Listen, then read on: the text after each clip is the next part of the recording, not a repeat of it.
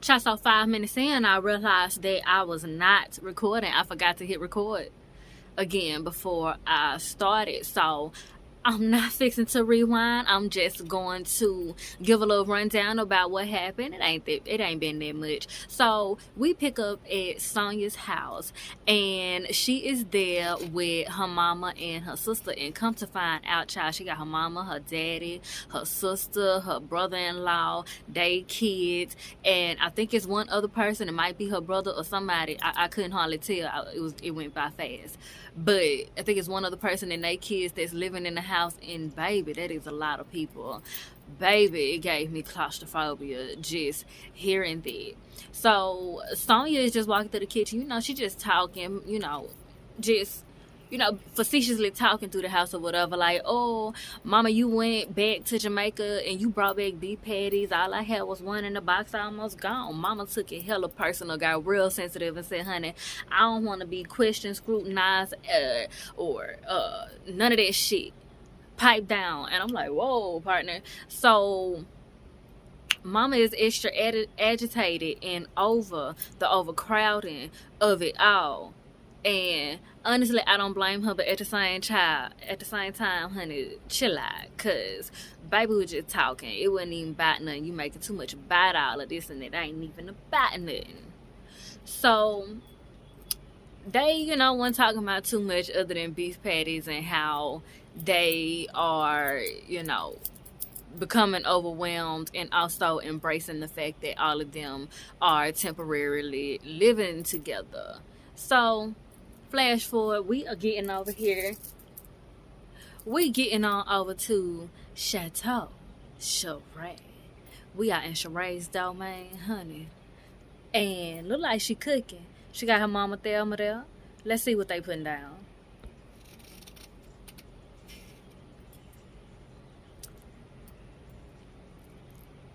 Is that Kenya? That is Kenya. Okay, got it. Okay, little doggy, got it. Yes, her house is Bertimus. Sheree's house is Bertimus. That is real nice. I love it. It don't even look real. Her house is giving everything. Looks like how my mama would design a house, low key, high key.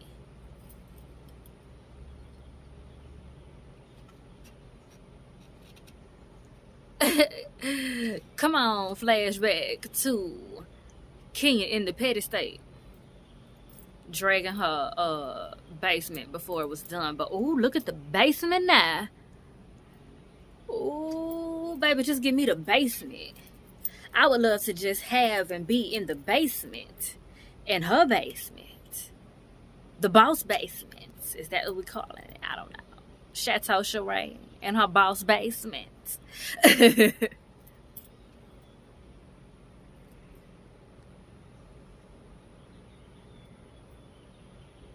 She said, I like you right now. I'm screaming.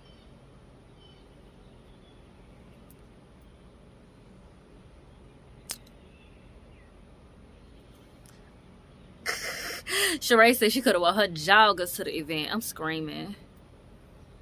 Girl, might as well show us the joggers. Spring is here. Show us the joggers.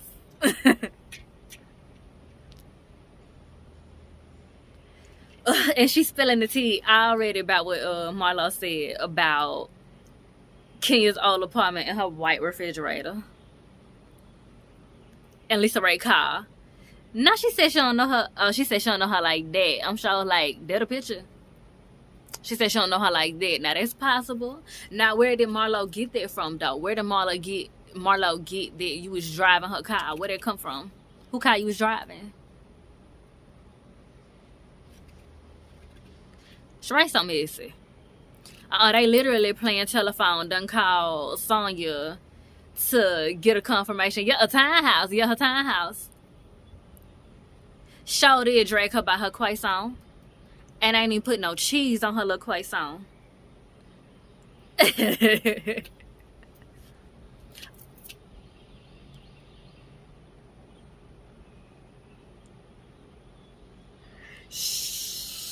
Oh no, I'm not gonna buy you a chia pet. Can you call Marlo Edge hair skin graft, hair graft situation a chia pet? She said she had chia pet surgery. I cannot.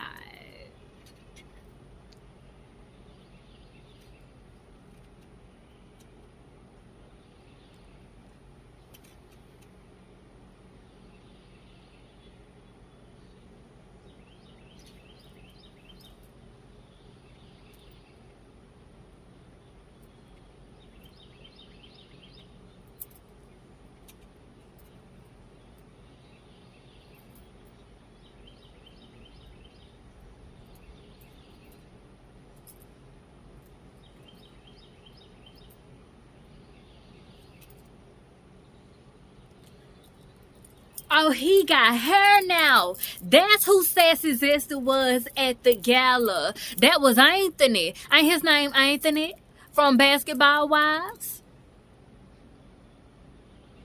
He the assistant. Sheree owe him. That's what she said. She said Sheree owe him money. That is indeed what she told Candy. Drew Shaw did tell Candy that Drew told Candy that her and Sheree, that Drew and Sheree got the same assistant, which is Anthony from Basketball Wives. I believe that is his name, Anthony. Yeah, and he been telling all the business like he always is telling all the business. She hardly ever used him, so she got multiple assistants, but she hardly ever used him. But Sheree is messy, so how do we expect her not to attract somebody who is also messy?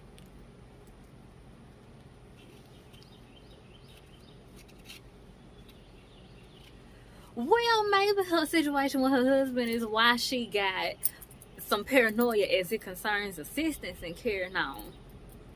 But yeah, she just needs to get her ducks in a row. I'm screaming. So that concludes the conversation amongst Kenya and Sheree. They basically just spilled a bunch of tea and gathered a bunch of bones concerning Drew, her husband, and the assistant, Anthony. Oh, and the amalgamation of things that Marlo said about Kenya and her past and White Refrigerator and all that.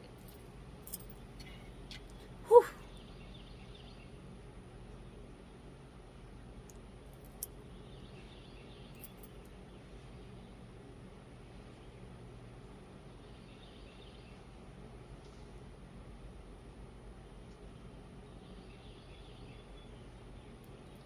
Just so we back over here with Drew and Ralph the Grouch.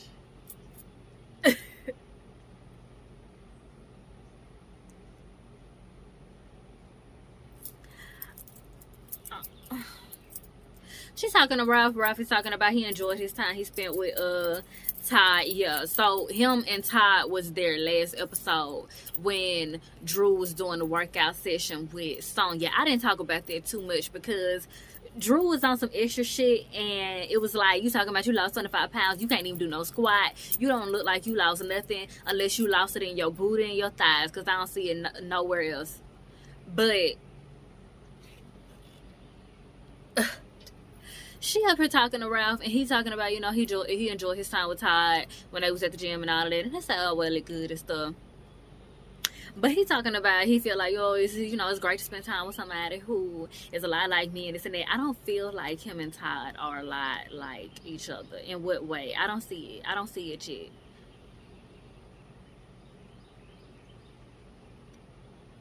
I don't see it yet. Tumble dry, bitch. Tumble dry. Drew talking about her husband put her on tumble dry. When she first said that, I'm like, huh? But then as she explained, what she mean is that he gaslight her.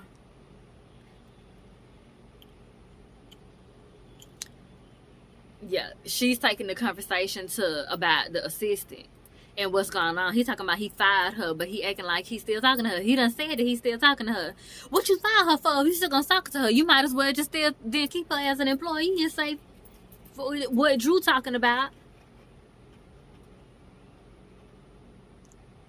And he'll be done with you. He would divorce you on spite if he suspected something was going on about you, or he would leave and go back to Temple.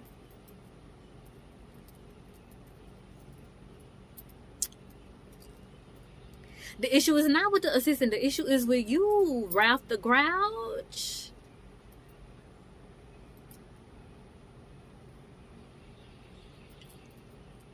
She do, but at the same time, if you already know the answer and you already know that you got a valid point, then you gotta ask yourself why you still going back and forth. What you trying to do? That mean you trying to win, you trying to get the last word, or you looking for permission to stand in your truth?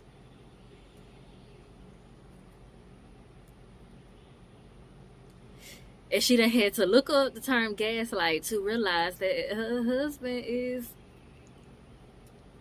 excessively manipulative and has been gaslighting the dog shit. He don't ever answer the question, and not they got a package. I suspected that last episode. I didn't say nothing yet because I didn't, and this is exactly why I didn't say nothing yet, because I wanted to give it a chance to just play out. But they literally have a package of him gaslighting and manipulating her. And I knew that they was gonna end up having a package of that shit because he do it just that much.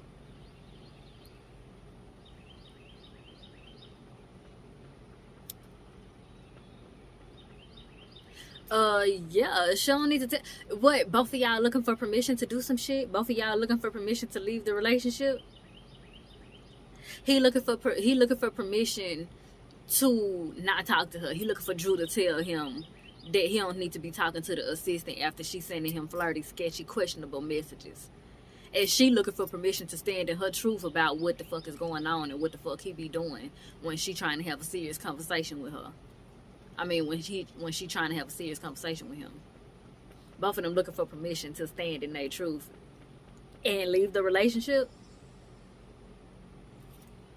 We're gonna see how it play out. We're gonna see how it play out.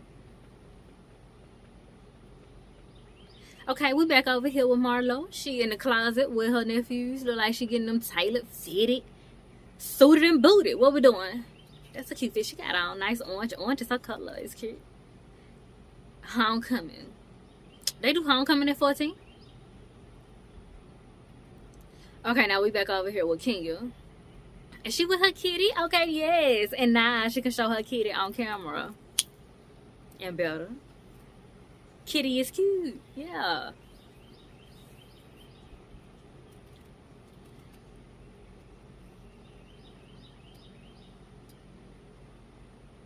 Oh, Sheree's daughter got a podcast. I might have to check her out, see what she's talking about. Her name Tiara. I'm gonna have to see what she's talking about. One night stands. Oh, okay. So it sounds like some sultry, smutty type stuff. Okay.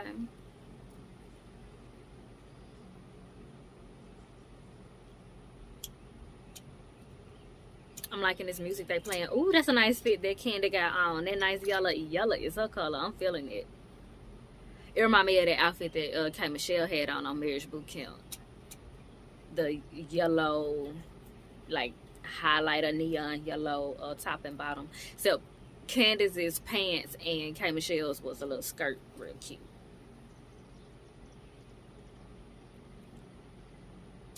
Okay, she better be a producer on Broadway. Thoughts of a Color Man. Okay. I want to see what else she ends up doing in that particular realm and in that particular sector of her field.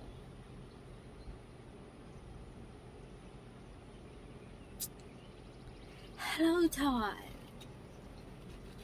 What you coming in here to talk about, Todd?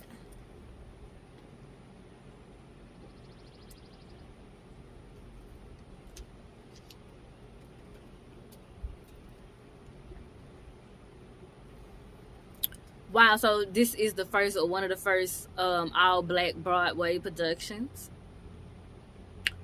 So great for the history. So great for the history, for real. Shout out to Candy and everybody involved on the Broadway production of Thoughts of a Colored Man. Why is it 2022 and we still saying first and one of the first for black this and black that? But shout out to everybody involved, and best of luck to the production and beyond.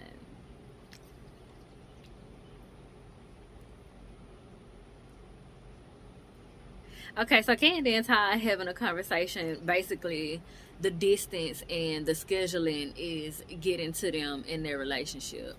And it seemed like Candy is in her own way trying to come to some type of compromise and kill two birds with one stone. She's saying that she wants him to travel with her so that he can help her with the business and all of that. And I feel like at the same time, she like, you know, we can spend time together all at the same time and get work done all at the same time. But it seemed like he got some built up frustration with her that he is getting out in the conversation, and he like, well, you be doing this and you be doing that and da da da da. And it's like, sir, well, it sounds like this is somewhat of a solution, so why you fighting it? Because he want to fight. And Ty, it is a Leo, ain't it? We do be like that.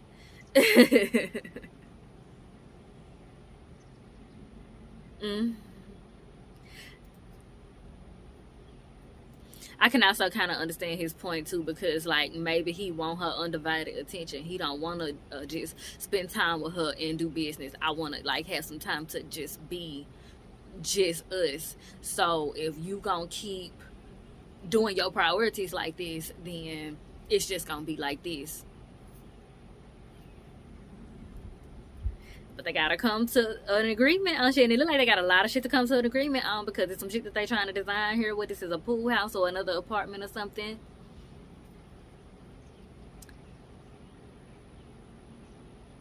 Seem like they do good agreeing in some areas, and then in other areas they cannot come to an agreement. They cannot get on the same page. Oh, is this the apartment that everybody has been talking about that Todd has? Some apartment that he had with his ex from a long time ago that they had to go.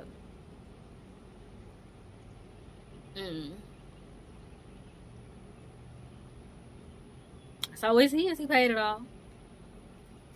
He got to do something with it, huh? Give it to your kid. He could get it to his daughter. Fix it up, give it to his daughter. Oh, but Ty, one of the parents want his kids to like get it out the mud, even though they really don't have to.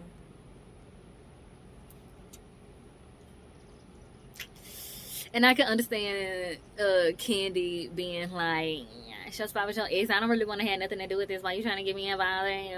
So that's probably why she, you know, why they can't come into an agreement on nothing concerning it either, because she really don't want to have nothing to do with it, because it's something that he had with his ex. And granted, that is from a long time ago, but at this point, we know that Candy is not one to really let certain shit go. When she latches on to a stance, she is on that stance, and that's what it is. And so it is what it is. Take it or leave it. Oh my fucking gosh. Candy looks unrecognizable. She looks like the witch from Banjo-Kazooie.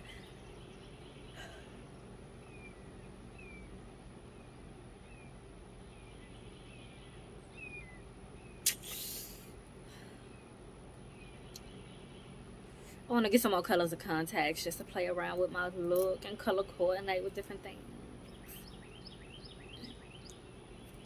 Oh, who did her makeup? She needs to shout out her makeup artist, or did they? And I just didn't see it. Marlo looks damn good. Okay, so Marlo is meeting up with Candy at some photo shoot that Candy is doing, and Marlo is looking for some guidance on a couple of things. Okay, and they're talking about the gala, and Marlo is getting Candy's like personal perspective on it. And, a mess. Okay, and it turns to Kenta asking her, like about her money, how she get her money. Marlo ain't gonna want to tell nobody how she get her money, okay? Marlo Mystery Money. Mystery Money Marlo. That's what we're gonna start calling her. Mystery Money Marlo. So, Kitty's asking Mystery Money Marlo about her mystery money, and Marlo consistently insists on being mysterious about how she get her money, talking about she do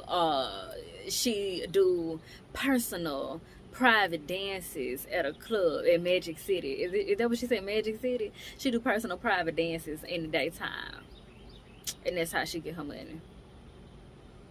Girl, bye, let me find out. Oh, miss, that is funny as fuck.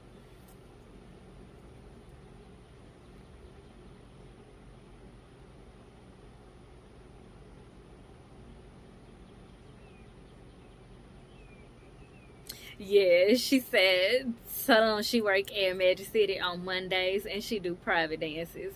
I'm screaming. Yeah, because Candy is always asking her about her money. And I feel like a part of it is because Candy is nosy, but I also feel like because Candy is a money girl. And also if you look into her for guidance and she has something that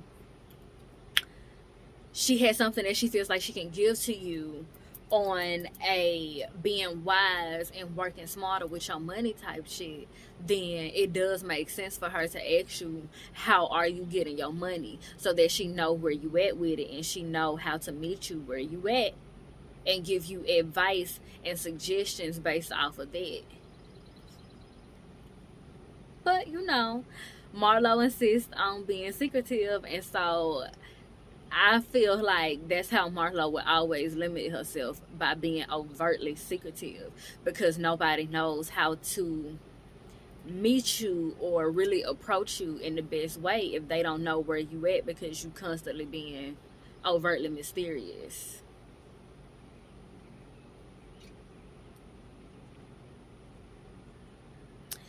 I am glad that Marlo is bringing this particular aspect up to Candy as well, about how she feels about everything that she's doing and how she's doing it for her nephews, and concerning the lifestyle that she's introduced them to it and is getting them used to as well. And some part of her is feeling guilty and shameful behind allowing them that lifestyle and whatnot, and feeling like they won't know how to get it out the mud and all this and that. And Candy is reminding her that, like, oh, child, Candy is reminding her that that's the purpose.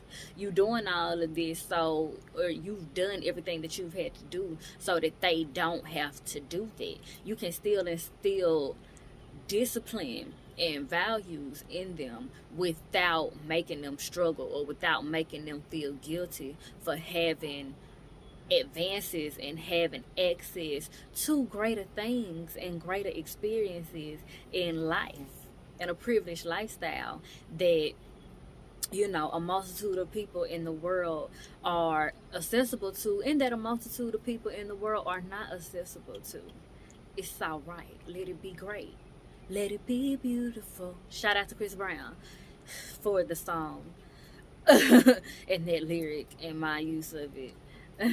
No tea, no shade, but we ain't gonna do too much. Anywho, so yeah, Candace reminding her that as black people, we don't always have to feel like blackness has to be adjacent to struggle. Point blank and the period.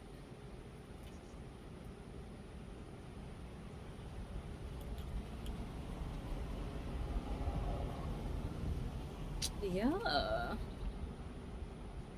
Work ethic. Yes. Work ethic and values.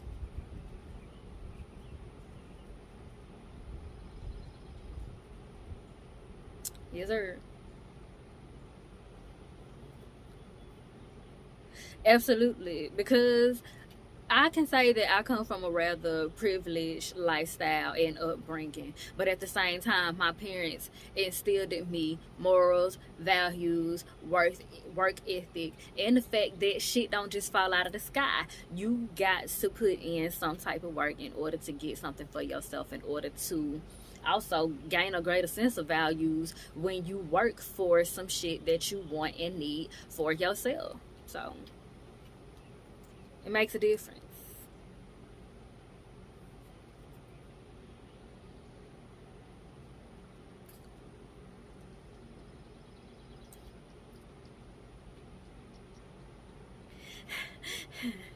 So now Marlo is inviting Candy somewhere. And Candy is rightfully skeptical and kind of taken aback and like, girl, you gotta be the type of friend that you want to be, because apparently Marlo has not been the most warm to Candy since she has been on the show. And now that Marlo is full of the peach juice and sitting on top of the big old new peach, you know, she's calling on Candy to gather with her and her graces.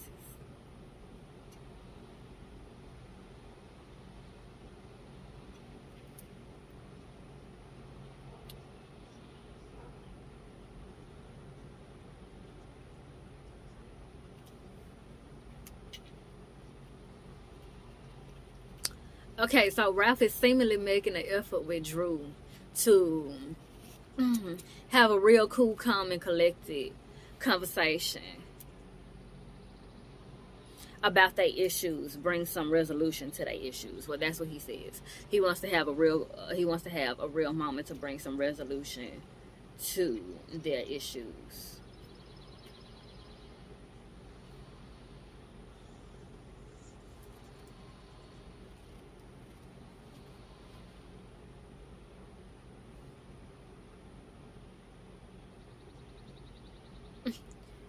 And they back at the gym also. At least she's showing she doing something.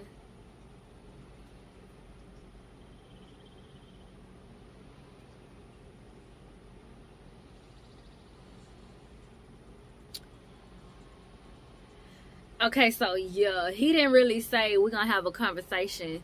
He said that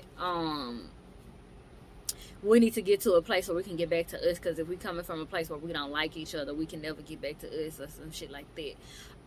And the fact that he is like talking about like not liking each other on the surface, that's a fact, and that's like some real shit that he said. If they coming from a place of dislike when they are communicating, then they not gonna get nowhere in the conversation or in the relationship.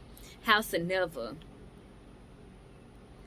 that likable shit and being liked and disliked, it stands out to me because it's something that stands out to me about Drew, where it feels like she becomes a caricature of herself in order to be liked and accepted and seen and heard by people. So I'm gonna stick a pin in there for now. Guitar showing up to Blaze. What they doing over here at Blaze?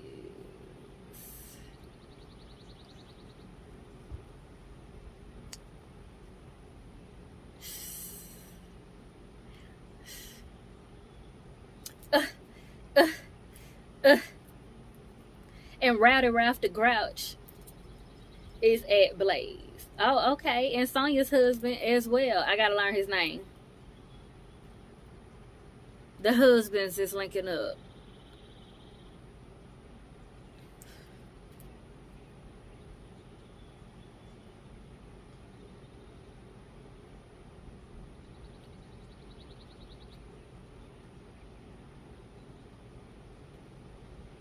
He's 39.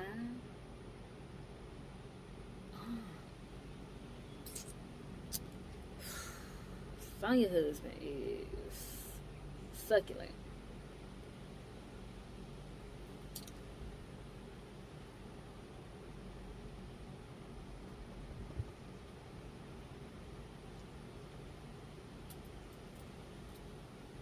Child, they bringing up this assistant. They bringing up this assistant with Rowdy Ralph, the peanut head grouch.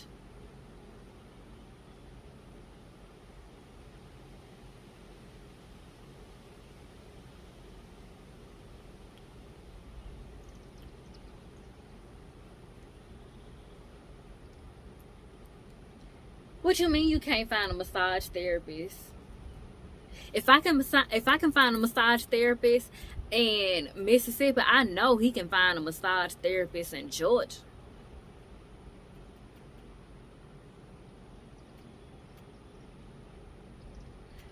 I'm a man. I'm a man.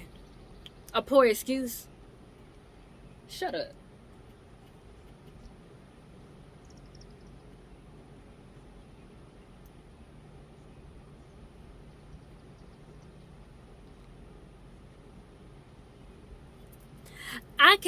Okay, I kind of understand what he's saying, and that is kind of the interpretation that I got off of the message at first when it concerns him saying the girl texting him that she was offering him a massage, and he texts back, I'm a guy.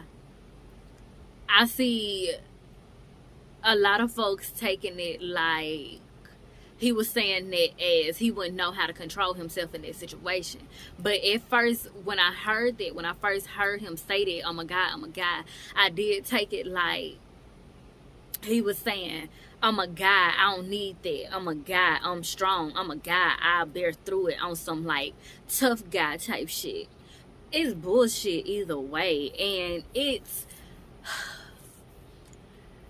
it's disregarding either way, because you should be able to detect that that is inappropriate, that this woman, your assistant, is offering you a massage. She should not be offering you a massage. That is not what you would hire her to assist you to do. If that was the case, then she should have been a masseuse. I'm sorry, a massage therapist.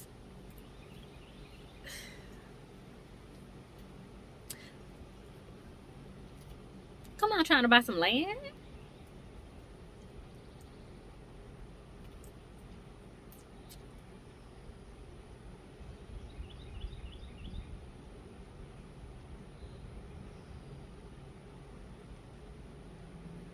You need to just get that to your daughter, Ty. You just need to get that spot to your daughter, because I don't think Candace gonna budge on that whole apartment thing that he used to have with his ex and all of that, regardless of how the story turned out.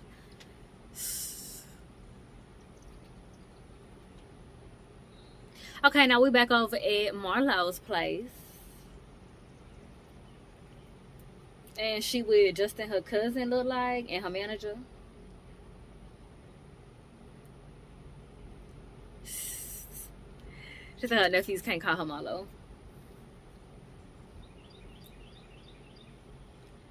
That is good that she got her cousin Justin there to be a good male role model for her nephews. Because if you are a single parent of any kind, you definitely going to need somebody of the opposite sex that is a good example at some point. It don't necessarily have to be romantic or none of that. It's just somebody that is a good example that can relate to the kids of the same and opposite sex, so that they, see different examples that are all good. And sometimes people need examples that are not so good, so that they can learn from other people's mistakes and learn what that's like also, and be able to have those conversations also, gain perspective and shit, they own mind, what I'm talking about. It be like that.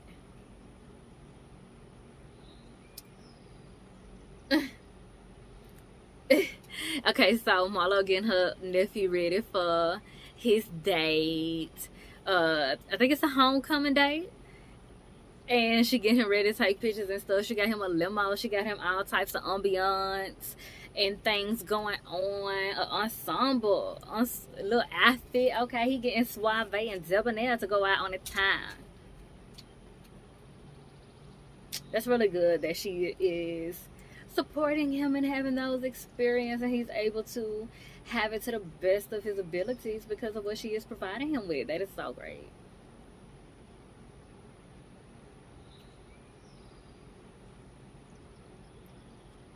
Yes, and he got people seeing him off.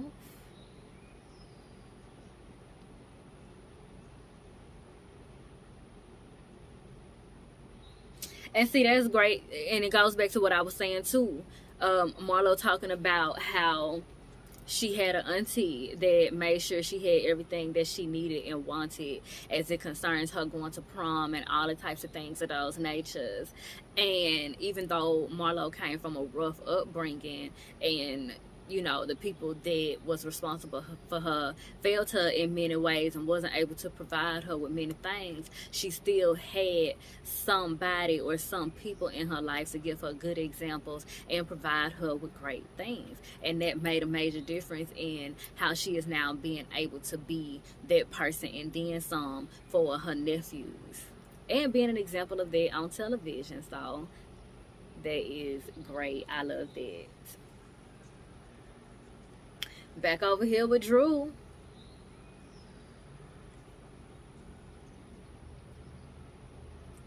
Branson, assistant number 3.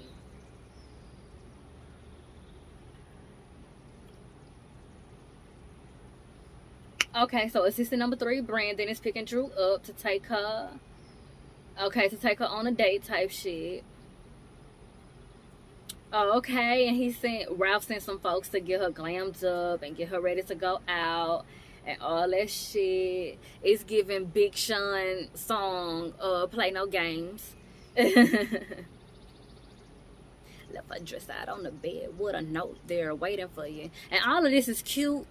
All of this is cute, but I smell Febreze on top of somebody who done stunk up the bathroom. And Ralph is that somebody who done stuck up the bathroom and trying to spray Febreze over it. Get you some poopery.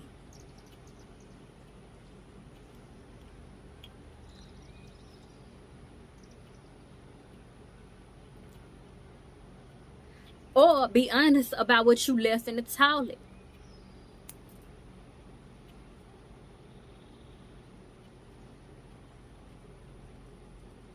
Okay, so she done showed up to the date and she's hella smitten and excited.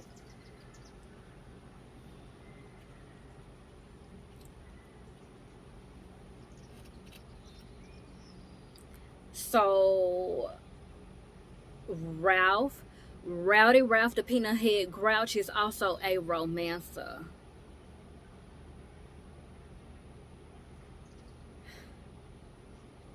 A romancer with a dozen roses and shit.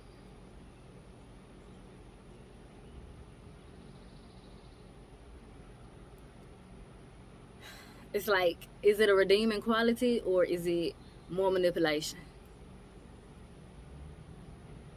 and sociopathy?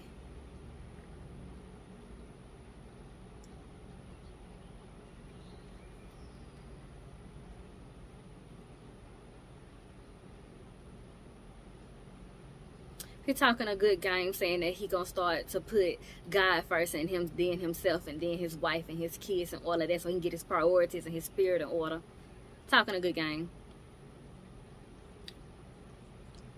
Makes sense. She talking about how she would keep quiet in order to keep the peace, and that's evident as well. That's a part of the pick me, you know, appeasement type of behavior, people pleasing.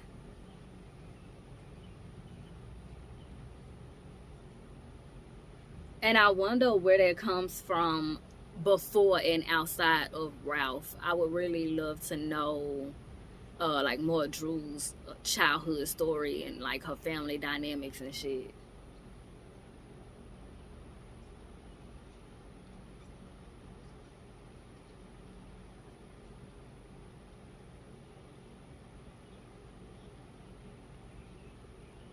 If you valued it,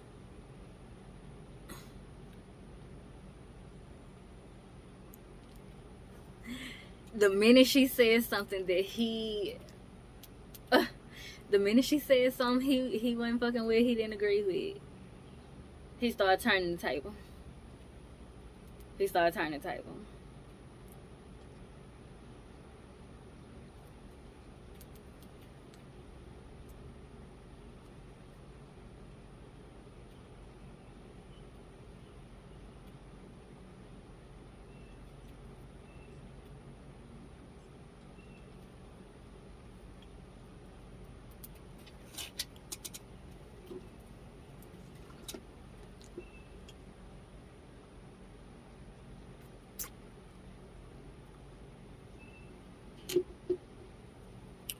Okay, child. So both of them embarked and engaged on a conversation concerning where they've been in their marriage, where they are now, how counseling has been helping them, things they need to work on, and all this, that, and the third. And in the midst of the conversation, Drew expresses that she, you know, is used to walking on eggshells in order to keep the peace, because apparently it seemed like what she's saying is that Ralph had some tick tick boom, had some rage in him, and I can tell that's the energy that I'm picking up on, that I really like can't fuck with, because he is on some sketchy, scandalous, manipulative shit, on top of there's a fake niceness there's a nicety type of disposition that he give off, and it's like some tick tick boom type shit. Like when he don't get his way, he can rage the fuck out and throw a tantrum, whether it's silent or loud, you know what I'm saying? And I feel like she was expressing it because they were engaging on that conversation, and she was getting uncomfortable, and she was like trying to let him know, hey, I'm afraid. I don't know where to go in this conversation right now, on top of being on camera, because I feel I need to tiptoe around. Like, I want to be honest, but at the same time, I feel I need to tiptoe around your emotions, because you don't know how to take when I'm expressing that I have an issue with you. And it can be like that sometimes, where you have a person that you can talk to them about everything except of when you have a problem with them. And with Ralph, I feel like it's because he's been enabled somehow, some way, for a lot of his life, and also he's an asshole, so he don't want to hear nothing bad about himself. And I feel like he also sees a spark in Drew that he likes to step on in a way, and he doesn't want her to realize the spark in herself for real, because she just might fuck around and be better than him or greater than him in some type of way. It gives that type of dynamic and energy. And as soon as she said that, he took it personal. Like, oh, this can it was given like, we can do this the easy way or the hard way type shit. He talking about well, I didn't set no expectations for this night, but it can go great if you allow it to, and all of that shit. And that's very passive aggressive and microaggressive to me. Like, you saying that in a very calm, cool, and collected way, and you got a real nice arrangement of words, but the energy up under that and what you actually saying is like, talk to me nice or I'm gonna ruin the night and blame it on you and make you feel bad for it, like I always do. And I feel like that's exactly what's about to happen. And it's about to be sad as fuck, because Drew looked beautiful as fuck, and it started off so nice as fuck. And just because she said one thing, spoke her truth, engaging in conversation, and had a vulnerable moment with her husband, he chose to basically take advantage of that vulnerable moment and dig the knife in, because it wasn't convenient for him at the time. So he chooses to take the power back and make it convenient for him by turning the table and basically mentally and emotionally abusing her on national television. Free Drew.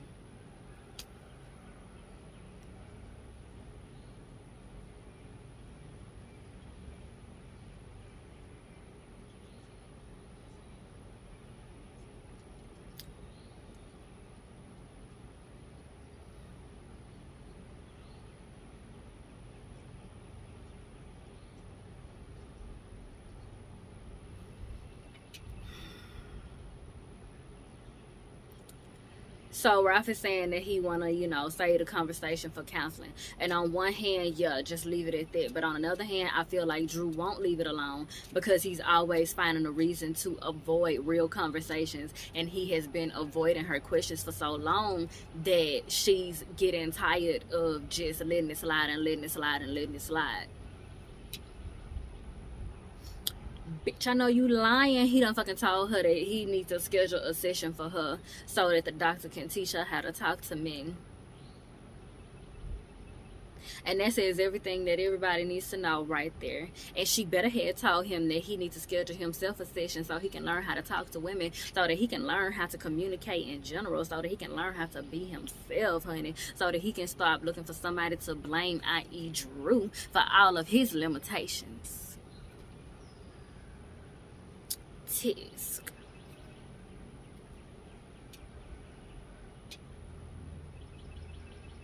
Now do you know what the definition of a maniac is? Now he belittling her intelligence. Now granted, Drew is quite airheaded, but still, bro, you are weaponizing it against her, and that is not fair because that ain't got nothing to do with nothing. And he just deflecting and derailing. He done took this conversation completely away from what it was off of one simple thing that did not go his way.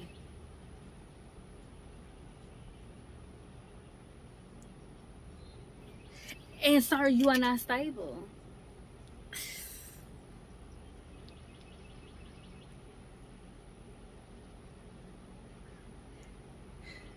You, exactly. She's saying the right things, but she ain't doing the right things. She's saying the right things, but she ain't doing the right things. If her expressing herself ruins the night, then what the fuck are y'all doing?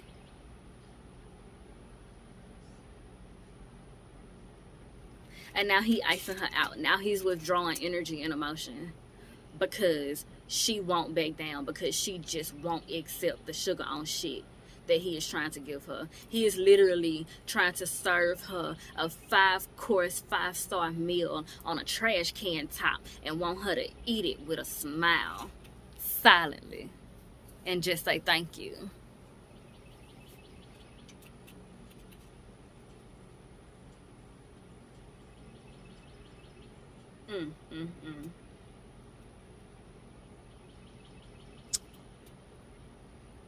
Oh, rowdy romantic Ralph, the peanut head grouch.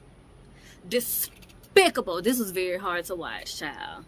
This was very hard to watch. Drew was left a melted puddle of tears by the end of their conversation. And I can relate to how she feels, because it really be folks out here that, you know what I'm saying,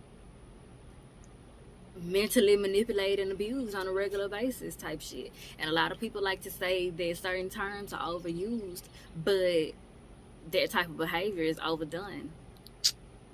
Tisk. And child,